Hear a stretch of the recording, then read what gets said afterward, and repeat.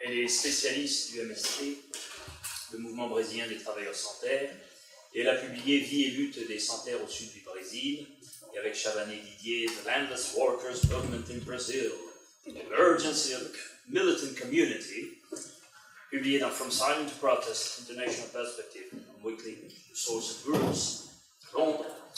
Elle a publié aussi Entre la voix et le regard, ethnographie d'un assentamento des sans-terre dans le sud du Brésil, vivre dans une coopérative du mouvement des sans-terre, l'expérience des militants de la Copa-Vie. Et donc elle va nous parler du MST qui a fêté ses 33 années cette année, qui est un acteur majeur de la société brésilienne, et donc d'où vient cette pérennité. Et surtout l'objectif de cette communication, c'est de montrer le rôle de Guevara dans l'engagement et dans l'identité des cadres du MST, c'est-à-dire comment l'admiration que les militants du MST portent sur la figure de Che aide à constituer une identité collective. Merci.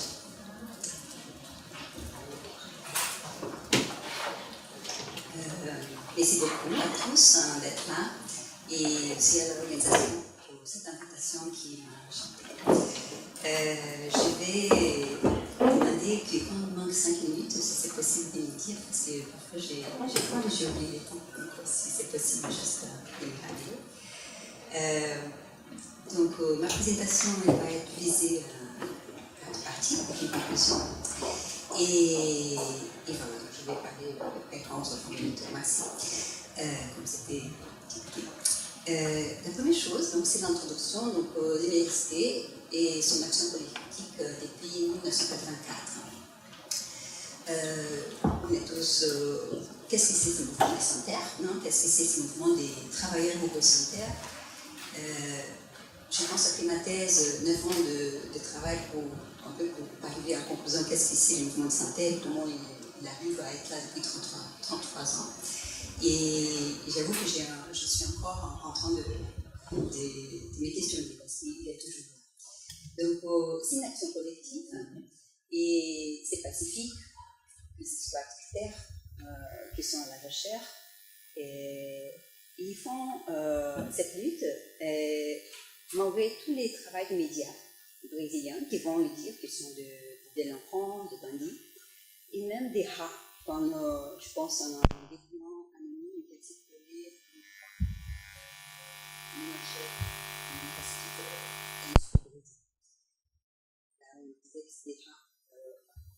Donc, malgré cette image, cette stigmate, ces mouvements qui comptent plus de 159 000 familles, donc il est distribué dans tout le pays, il existe, il continue de faire son action. Il est un acteur majeur dans l'État brésilien, parce que dans la vie politique brésilienne, parce que c'est plus que donc, les centrales syndicales, c'est lui qui va être dans les places publiques, dans la place publique pour dire voilà comment les choses, voilà, dire et critiquer finalement. Donc, dans ma thèse, qui s'appelle donc Corps et âme, vie et lutte du sans-terre dans le sud du Brésil, engagement corps et âme, c'est l'engagement qui m'a touchée. Mais je ne suis pas allée faire sa thèse pour parler d'engagement, je pensais parler de conflit. C'était une autre idée que j'avais avant d'arriver donc, au sud du Brésil où j'ai réalisé cette thèse avec un groupe de à peu près donc, 16 familles, donc à peu près 60 personnes qui vivaient dans une coopérative collective, ils vivent toujours dans cette coopérative collective. Et donc, je suis partie pour faire ma recherche du terrain, je suis allée 4 fois, 4 ans de suite, et au fur et à mesure que j'allais et que je vivais avec ces paysans, j'ai compris qu'il y avait un engagement qui j'avais jamais vu.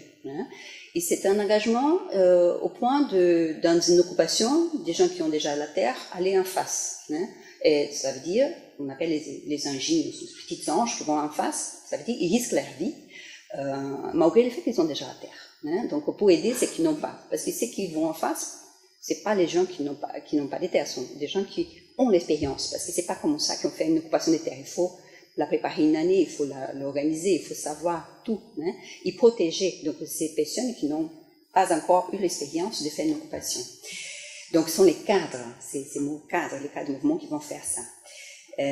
Donc, il y a un engagement qui va presque être un sacrifice. Donc, c'est sacrifice de la vie. Donc, je me demandais, et je me demande toujours, mais d'où ça vient, comment on peut croire à un changement de société, comment on peut s'engager et risquer sa vie.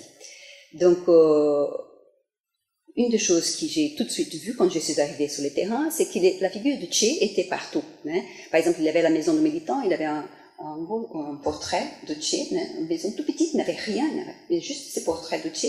Et là, j'ai 3 images de Che. Donc là, c'est un agenda du mouvement de Saint-Terre qui est distribué dans tous les pays, même en international. Donc c'était 2006. La première page, la place d'honneur, non? On ouvre l'agenda, il y en a ça. Cette figure de Che. Celle-là, c'est de 2004, la même chose. Voilà, avec toujours une citation. Et la troisième, donc en 2002, j'ai pris juste un hasard ce que j'avais chez moi et je l'ai pris pour cette exposé. Donc un exemple, et celle-là m'a été offert, donc la dédicace des militantes. Donc pour dire que c'est pas des objets qui restent loin des militants, non? Les cadres, les militants, ils ont toujours ces objets avec eux. Ils offrent quand ils viennent ici en France. Donc pour la question de l'engagement, donc c'est la figure de Che.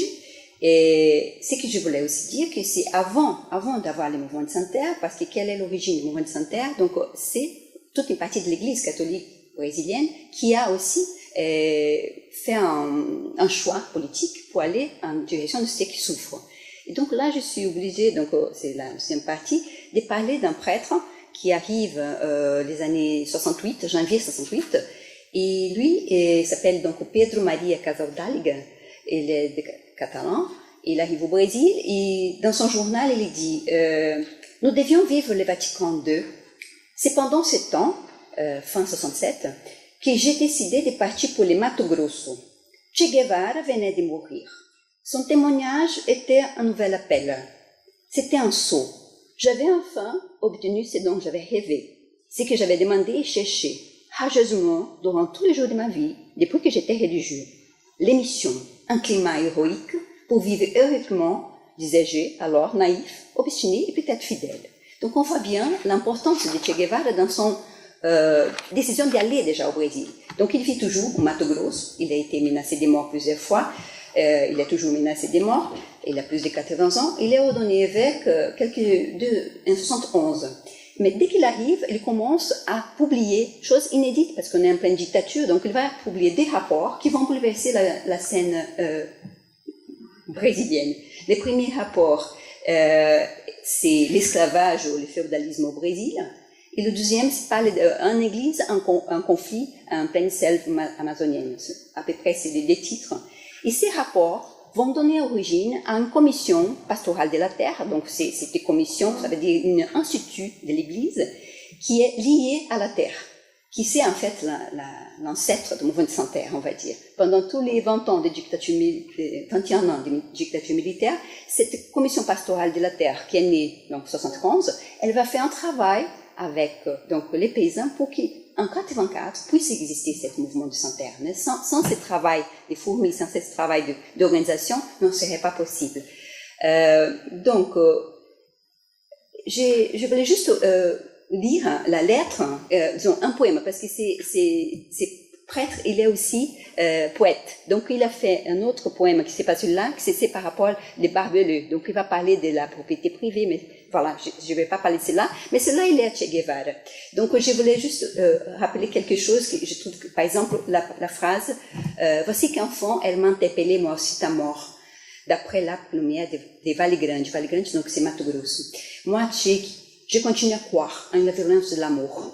Toi-même disais, il faut s'endurcir sans jamais perdre la tendresse. Mais tu m'as interpellé, toi aussi. Donc voilà, je pense que c'est un peu long. Je voulais juste finir avec la lettre qu'il va dire à la fin. Nous sommes amis et je te parle maintenant à travers la mort qui nous unit, en t'offrant un bouquet d'espérance, une pleine forêt de fleurs de l'immortel jacaranda ibéro-américain, cher Che Guevara. Donc, c'est parce que lui-même, au fond du Brésil, dans un endroit qui, jusqu'en 86, va avoir des routes grenouillées, avec il n'avait n'avait pas d'école, il n'avait pas c'est lui qui va fonder une école. Donc, il est dans un endroit complètement, c'est un peu les Far West. Donc, c'est les grands propriétaires de terre qui vont tuer. Donc, les paysans, les gens qui sont sous terre. Donc, lui, il est là un peu comme évêque tout d'un coup, et il va dire, mais je peux pas me taire. Donc, c'est l'influence de Che Guevara sur lui. Et cette influence, donc, va venir directement après, dans la formation de Sainte-Terre, c'est eux qui vont répondre. Donc, ça c'est en 2007, donc il y a un communiqué, donc à tous les, donc je reçu ça parmi, donc les militants, mais tout le monde reçoit, tous les ONG, voilà, internationales qui soutiennent le mouvement. Donc, ce que je voudrais, il manque combien de temps? Juste, allez, 10 minutes. 10 minutes, on est à la moitié. Pas plus, hein. D'accord. Donc, c'est là, c'est les, voilà, c'est là, on va dire la direction nationale, et ça, elle est composée pour 25 personnes à Saint-Paul qui sont élues donc à niveau régional, mais qui vont former la direction nationale. Donc, ils vont écrire ça en disant, on peut identifier dans tout sa trajectoire un profond humanisme, c'est ça, non? L'être humain était au centre de toutes ses préoccupations. Sa capacité dialectique à tout apprendre, sa persistance à lutter contre toute forme d'injustice, sa capacité à diriger et son humilité.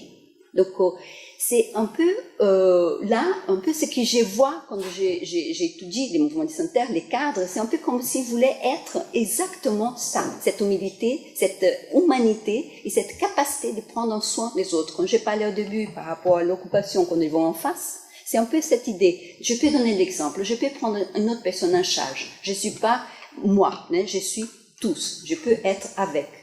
Et à la fin donc, de la citation, donc il dit « Nous savons qu'il faut suivre les pas de Che, chercher chaque jour à améliorer la pratique militante, les études et la cohabitation avec les autres. » Parce que qu'est-ce qui est le plus dur dans un mouvement ou dans une société? C'est les relations, c'est les rapports qu'on a avec l'autre. Et là, cette capacité, donc, il faut qu'on travaille sur c'est pas seulement avoir des idiots, mais comment mon voisin, comment je travaille avec, est-ce que je le supporte, est-ce que je l'aime, comment je l'ai, c'est ça un peu l'idée de mouvement de Sainte-Terre. Donc là, c'est juste une photo que j'ai prise en 2003, quand j'étais donc sur mon terrain, à Paranasite, c'est un village, 9000 habitants à côté de Maringá, donc dans le sud du Brésil. Donc on peut pas voir, mais il a un t-shirt, il a les Che Guevara dans son t-shirt.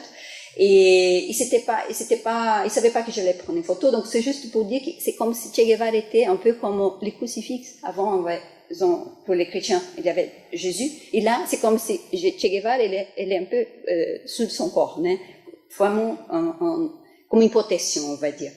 Avant de parler de la conclusion, je voulais juste dire quelque chose par rapport, parce que les mouvements de Sainte-Terre, ils ont des publications.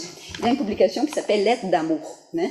Dans cette lettre, il y a une lettre à Cuba et il y a une lettre à Che Guevara. Donc, la lettre Che Guevara, je voulais juste dire par rapport à cette lettre, parce que en fait, j'ai acheté ça d'une militante qui était sur France, parce que, voilà, elle est venue en France. Mais dans la lettre, ces poèmes qui a été écrit sur Che Guevara et qui circulent dans les occupations, dans les campements et qui restent avec, donc, ces militants, c'est dit, le Che est dans le cœur du peuple, dans le travail volontaire, dans la morale, dans les valeurs et dans les sentiments, dans la défense du pays et dans les comportements. Le Che n'a pas seulement été un commandant militaire, il a été un être hors de tout questionnement, quelqu'un qui savait s'émouvoir et aimer. Il avait une pensée dans chaque main et dans la bouche une chanson simple qui attirait les oreilles de son peuple. Il a su écouter tous et chacun, et ainsi il est devenu nouveau. Un artiste, un architecte, d'un seul rêve face au danger. Il était toujours souriant parce qu'il connaissait la valeur de la vie. Comment savoir qui donnait ses ordres comme des chants dans les tranchées peut-elle être oublié? Par ses idées, il a ouvert des fenêtres dans les vieilles théories pétrifiées. Il a fait de ses propres pas des thèses élaborées, mais qui, à son avis, ont toujours été modestes. Un guerrier de la conscience. Un combattant pour extirper l'ignorance. Il a lutté pour éliminer des défectuosités en lui-même. Comment peut-on l'oublier, au fond d'être distant de lui, cet être qui nous appelle comme un flamme? Dans nos batailles, il sera toujours notre guide, notre éternel commandant. Donc ça, c'est une lettre, donc un titre écrit donc pour les militants. Bon, pour la conclusion, je voulais juste, j'ai pas parlé dans mon exposé par rapport à Christ, parce que j'ai tout un chapitre, voilà, 40 pages sur la question, voilà, c'est laïque ces mouvements, mais il y a cette empreinte religieuse qui fait qu'ils ont dans une discipline, un dévouement qui c'est pas tout à fait, on peut pas les voir de manière ordinaire. Donc, dans la culture du mouvement de Sainte-Terre, donc je vois bien cette volonté d'allier, non seulement, c'est un peu comme un bricolage, comme un hybride, hein, parce que quand j'ai dit Christ et Che Guevara, donc, parce qu'il y a un autre poème, donc, de Pedro Casadal qui parle, donc, de, une fleur pour Che, une fleur pour Christ. Donc, c'est comme s'ils les mettaient dans le même niveau, comme on a vu tout à l'heure des photos, par rapport là. Et c'est aussi l'idée que, la cohérence, où est notre cohérence, hein, cette idée de, Che, il a fait ce qu'il a dit qu'il allait faire. Il a fait. Hein? Il est mort pour nous, donc pour tous. Donc, en militant, si on veut faire des choses, quelle est notre pratique? Comment on peut se voir dans les miroirs et y avoir un peu, pas honte de soi, mais un peu, se sentir un peu, bon, ben, je suis à l'auteur de ce que j'ai dit que je dois faire. Et pour finir, donc la question de la pratique de l'amour, parce que finalement, c'est la base. C'est juste pour dire que c'est intéressant parce que là, il y a quelques jours, j'ai rencontré, voilà, un ami chilien et je disais que j'allais faire partie de ces rencontres. Aujourd'hui, il m'a dit, mais tu vas parler de Che, mais il a tué tellement de gens. Et c'était intéressant parce que c'est vrai qu'au Brésil, personne ne va me faire, chez les mouvements de santé, personne ne va me faire ces compliments. Mais il a tué tellement de gens. Voilà, mais c'est intéressant parce que tout d'un coup, je me dis oui, mais voilà, mais c'est pas cette image-là que j'ai garde. Merci beaucoup.